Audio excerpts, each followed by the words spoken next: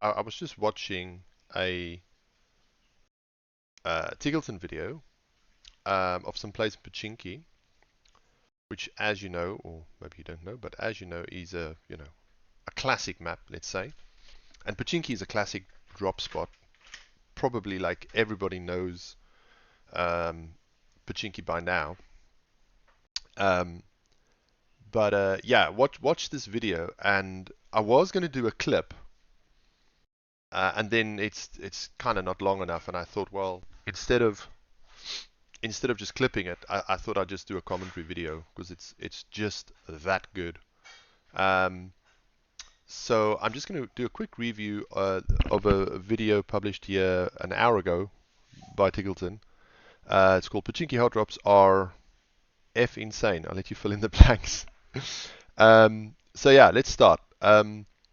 It's basically a commentary on, let's say, situational awareness, and things to try and do in your own way of playing. Certainly, I will try to do in my own way of playing. That's why I watch things like this, to see where can I improve myself. Um, you'll watch some of these plays and you'll think to yourself, like, if you don't understand certain um, aspects of play, you'd actually probably, like, if you're a casual player, you'll probably think, oh no, this guy's cheating. Like, he's definitely using something. And I assure you he's not. And I'll show you. So, without further delay, this is where he drops. Dude, it doesn't even make sense. I'm And so I'm far in front of him. just gonna... I feel like I'm just getting cheesed in all these matches so far. Right, I'm just gonna forward. So basically drops here. I think he gets a knock here. Oh yeah, the guy pushes him up the stairs. I'm just gonna... Look how quickly that 180 was, right? So let's start with like a very basic play here. Basically, he's dropped on the 3 stack. There was a player with him there. That's why he's looking at the 3 stack. But at the same time, he hears the sound around him. He hears the door open. He does a quick 180, and he finds and connects his bullets to the target, right? So that's pretty kind of standard stuff. Most good players should be able to have this situational awareness, whereby they've dropped, they're not overly focused on just the one guy that they saw in the 3 stack. They do the 180, so mouse movement, freedom of movement with your mouse and character to do a full 180 spin and to find the target, right? That's decent, very decent play, but not unusual for a professional player such as Tiggleton. So okay, so let's just carry on here quickly. Now I just want to forward to a very specific spot. Just have to try and find it. So there's a bit of cat and mouse going on for a while, and I just want to get up to... Let's see if we can find it. So he's... Yeah, okay. So let's start. This is a good point to start from. So I don't know if it's audible in the recording. No, let me put the sound to the max. But basically, you hear the footsteps of the person running. So he happens to be in this building. So all he's going to do is wait for the target to come around the corner. Okay, easy kill, right? Now this guy, incidentally, was being shot at from another side, which is, I don't know if you can see my mouse. No, you can't see my mouse because it's about top left of this roof. So it stands to reason that there is another player to the top left side, most probably on the roof, right?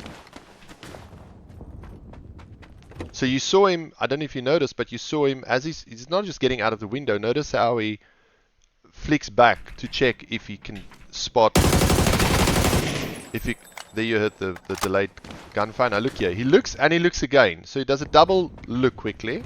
So those are small little micro movements. That's very important. Even there, again, you saw a very quick flick where he's looking at this 3 stack. Notice it over here.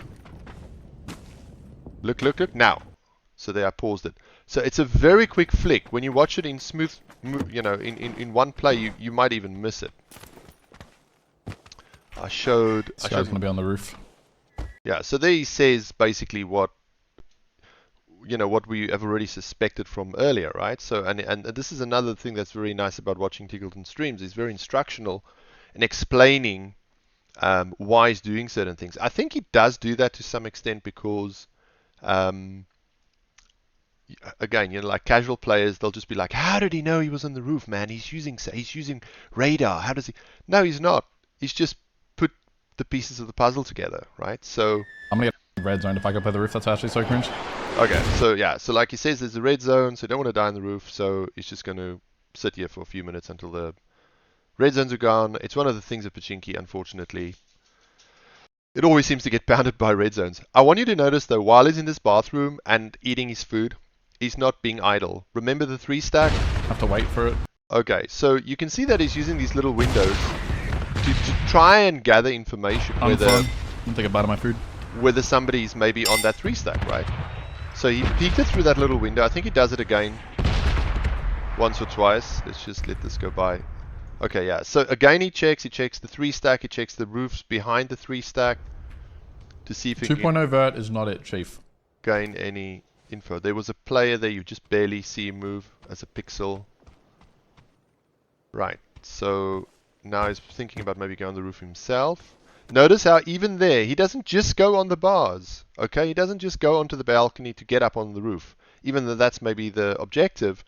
At the same time, you're checking through the little slits of the upright windows to see, do you spot somebody looking through those windows at you? Because you can die, like somebody can shoot you from there, and Me.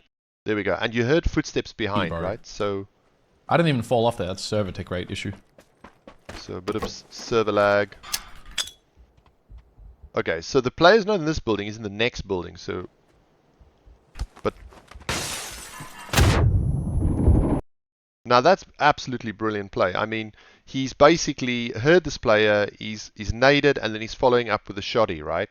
But as he runs across, you see a player just barely visible in the top left corner. It's very blurred in that motion, in this particular point that I paused. We'll take it back again and just watch it over. Look how fast he adjusts to this. He didn't know the player was there, but because he's checking his left, it is a little obscured from his webcam, but in his peripheral vision, he spotted this player, and he actually does a little jump to get out of the line of sight a bit, and he gets a shot off, and it hits the player. So that's right. So that's the first bit of brilliant play that I thought is well worth viewing. And keep in mind, he was in the back of his mind, he was, you know, he checked that peripheral vision because he expected somebody might be on that angle. Okay, now he's got to try and get this player flash. Also got to try and deal with the player in the building. So basically, he's come into this building. There's a player in the building, but you can already gauge from the fact that this player is basically very evasive. He knows that he can afford to spend a couple of seconds to try to get the flash. And notice what he's doing here, to check the 3-stack again. So he's been doing it all the way while he's been traversing through these buildings. And sure enough, finally he catches somebody up there. He connects some bullets. It's not a knock, but he connects some bullets. But again, you know, people might turn around and say, oh, he knew there was a player. No, he didn't know there was a player. He was checking the building, just as he'd done several times before, and there was no player on those occasions, right? So right, now, back to this player in the building, right? You can hear footsteps, it's on the outside, he's checking everywhere. Now notice that he did check across the road here. We didn't see anybody, right? That's important in a little while. Okay, smoke goes out. Bit of cat and mouse, breaks the window, doesn't actually vault through it, but now it's broken, so when he does go out... Okay, so... he's gone through the window and gets crossfired. Right. And actually nearly went down These there. players are making me cringe my dick off. So basically they're covering, so you're running from this near side building to the next building.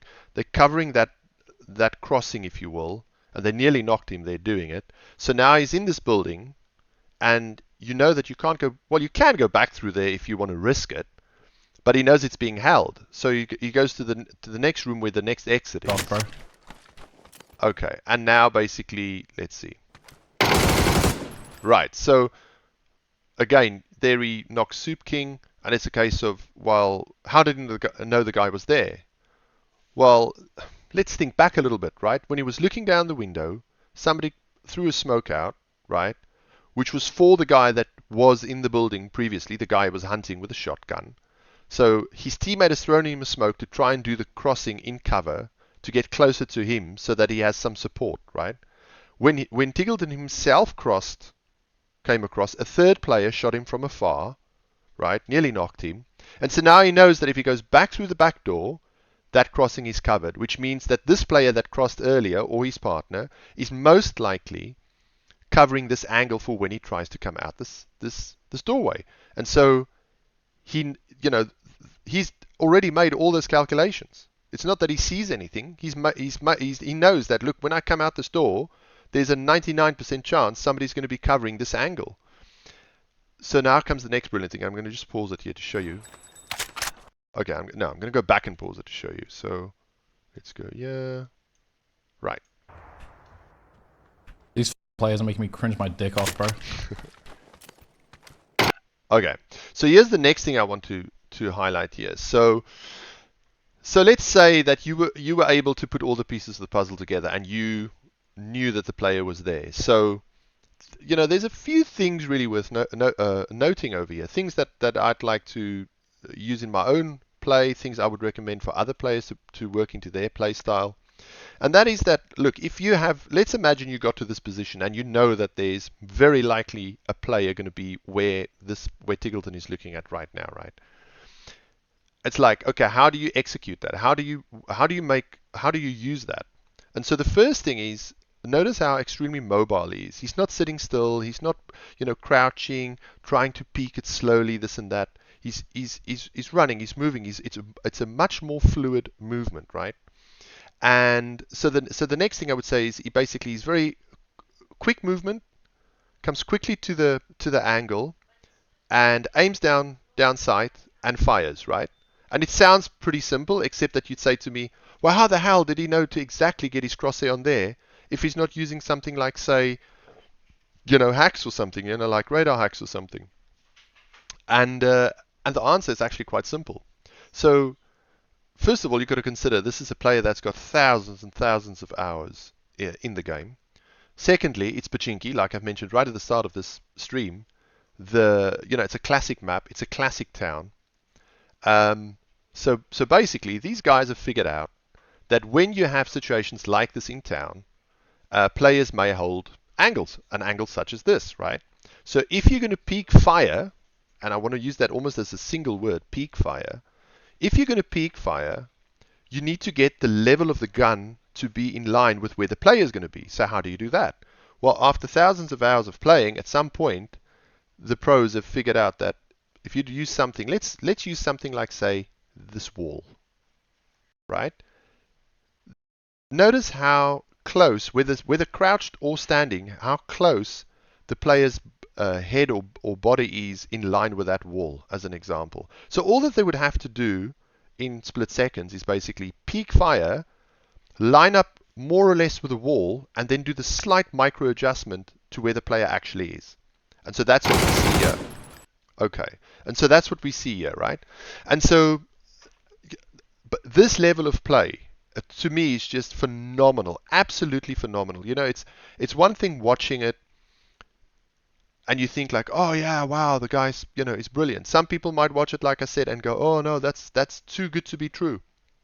But I think if you've played a lot of PUBG like I have, and a lot of people have, you start to really appreciate the small subtleties in what's actually happening here. Right, before I show you the absolute creme de la creme, cherry on the cake of the next play, I want to ask you a question. We know the player ran across from building A to B, right? We know that he had a partner that smoked him, and we know that he just knocked a player, so that player is knocked. So how many players are at the end of this row, right? The knocked player and at least one more player, right? The guy that smoked him initially. Now, where might this player be?